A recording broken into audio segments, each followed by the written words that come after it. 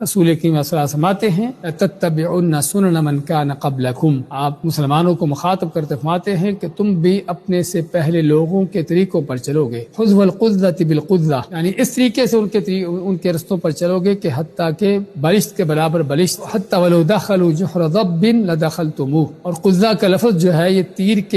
ہوتا ہے چلانے والا، اس کے پیچھے جو اس کے ریشے ہوتے ہیں اس کو کہا جاتا ہے قذہ، کہ جس طرح تیر کے وہ ریشے برابر ہوتے ہیں، ہر ریشہ دوسرے سے ملتا جلتا ہوتا ہے، ایسے ہی تم بھی ان سابقہ قوموں کے برابر ان کی طرح مل جل کر انہی کی طرح کے کام کرو گے، اور حتیٰ کہ اگر دیکھو گے کہ وہ کسی سانڈے کی بل میں جا گھسے ہیں تو تم بھی ان کے پیچھے گھسنے کی کوشش کرو گے۔ تو صحابہ مایا الیہود والنصارى کہ اللہ کے نبی صلی اللہ علیہ وسلم آپ کی مراد یہود و نصارہ ہے، پہلی قوموں سے مراد آپ مایا کہ اور پھر کون ہیں؟ یہود و نصارہ ہی وہ لوگ ہیں کہ جو اس طرح کی گمراہیاں کرتے رہے ہیں، اور تم بھی انہی گمراہیوں میں جا پڑو گے کہ جو گمراہیاں انہوں نے کی ہیں۔ اور چنانچہ ہم دیکھتے ہیں کہ اس امت کے لوگ کس انداز سے انہوں نے سابقہ قوموں کی اتباع کی اور ان کے پیچھے چلے، ان کے طریقوں کو اپنایا۔ اللہ کے نیک بندوں کے اندر غلو کرنے کے انداز جو ہم پہلے پڑھ آئے ہیں کہ نیک بندوں کے اندر غلو زیادتی کر کے ان کو اللہ کے مقابلے میں جا کھڑا کیا، قبروں کی پوجا عبادت کا وہ کام جو یہود و نصارہ نے کیا تھا اس امت نے اس سے بڑھ چڑھ کر کیا ہے، قبروں پر مسجدیں بنانا، ان کو عبادت گاہ بنا لینا، اور اللہ تعالیٰ کے